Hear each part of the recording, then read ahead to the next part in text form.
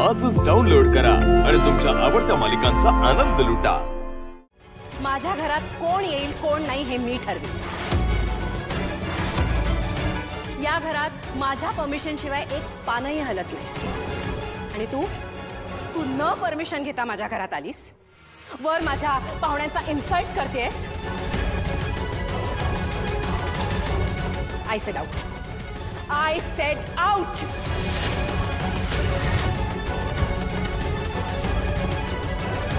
तुला ऐकायला नाही आलं?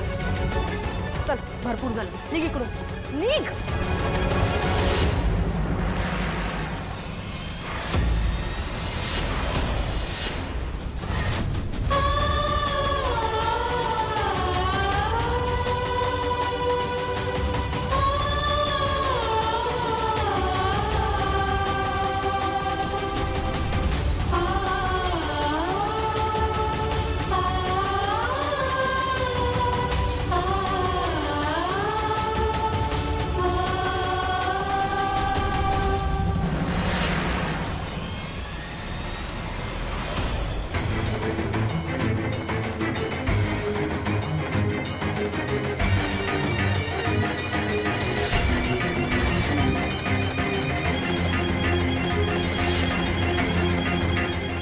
आई तुम्ही?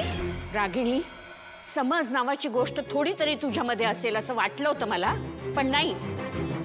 आई तुम्हाला नाही माहिती इथे काय झालं? आणि तुम्हाला माहिती नाही बाहेर काय घडलं ते। ते जर कळलं असतं ना तर या मुलींना नाही त्या मुलाला घराबाहेर हाकललं असतं तुम्ही। एक्सक्यूज मी, तुम्ही मला काय बोलताय? माझी काही चूक नाहीये यात। चुप!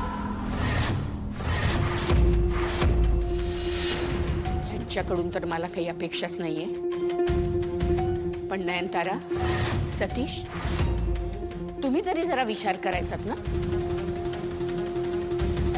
या मुलींचा या घराशी काहीही संबंध नाहीये। त्या मुलाला त्या ओळखतही नाही, मग त्याच्याबद्दल असं काही बाई का सांगतील? त्या अनोळखी माणसाबद्दल कुणी वाईट का बोलेल? पण तुमच्यापैकी कोणीही खरंच काय घडलंय हे जाणून घेण्याचा साधा प्रयत्न सुद्धा केला नाही। उलट या मुलींचाच अपमान करून त्यांना घरातून बाहेर काढलं। बाहेर काय घडलं ते माहित नाहीये ना तुम्हाला? मी सांगते, कारण मी ते पाहिलंय आणि ऐकलंय।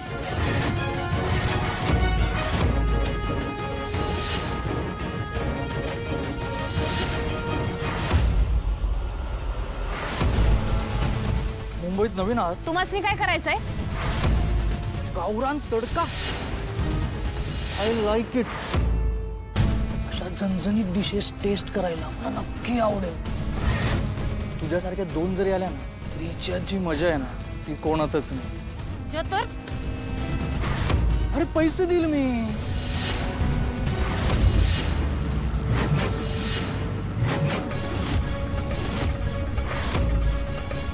सांग नयनतारा, यात चूक कोणाची आहे?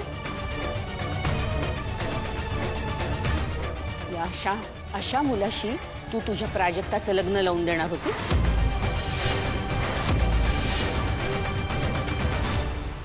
या दोघी मुलींचं म्हणणं ऐकूनही घेतलं नाहीत तुम्ही। त्या साध्या आहेत, गरीब दिसतात म्हणून त्यांना हिणवलत, त्यांना घराबाहेर हाकललत। योग्य आहे हे? दोन्ही बाजू ऐकून न घेता थेट निकाल देणं हे आपल्यासारख्या शिकल्या सवरल्या समजूतदार लोकांना शोभतं का? इथे आता जे काही घडलं ते अजिबात योग्य नव्हतं। मुलगा वयात आला म्हणजे त्याचं लग्न लावून देणं एवढंच फक्त आईवडिलांचं कर्तव्य नसतं, तर मुलांवर योग्य आणि चांगले संस्कार करणं हे सुद्धा आईवडिलांचं काम असतं। आणि मुलीच्या आईवडिलांपेक्षा मुलाच्या आईवडिलांची जबाबदारी जास्त असते, कारण ते एका मुलीला तिच्या घरातून आपल्या घरी घेऊन येतात सून म्हणून। त्या घरामध्ये तिला कसलाही त्रास होऊ नये आपण आणि आपल्या मुलांनी तिला सन्मानाने वागवावं ही त्यांची जबाबदारी असते. रागिणी, कुठलाही निर्णय घेण्यापूर्वी हे कधीच विसरू नकोस की तू महाजन घरची सून आहेस. या प्राजक्ताच्या बाबतीत काही चुकीचं घडलं असतं तर ती जबाबदारी कोणाची होती? यापुढे कुठलाही निर्णय घेताना शांतपणे 100 वेळा विचार कर.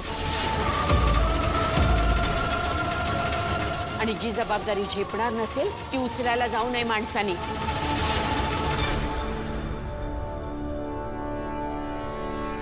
जागभाळानं तुम्ही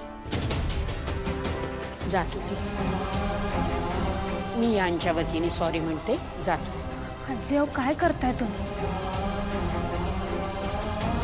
तुम्ही कशा पाय माफी मागताय? आम्हीच जातो.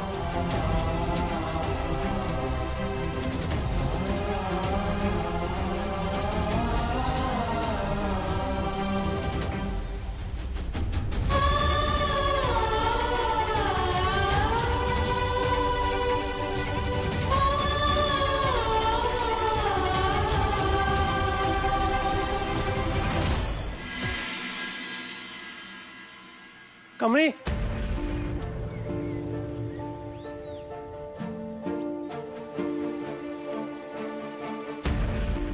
लिसन, आय एम रिअली सॉरी. आई आणि रागिणी आंटी खूप चुकीचं वागले आता तुमच्याशी. खरंच मला माफ करा प्लीज. हो सर, तुमची काय बी चूक नाही. तुम्ही कशाला माफी मागताय? तसं नाही. प्राजक्ताचं लग्न जर खरंच त्या मुलाशी झालं असतं ना तर आय कांट इवन इमॅजिन काय झालं असतं तिचं. त्यासाठी थँक्यू तुम्हाला. आणि अन्नपूर्णाजी पण वेळेत आल्या, त्यांनी सगळं हँडल केलं तेही बरं झालं. त्यावेळेस खूप मोठी गडबड झाली असती.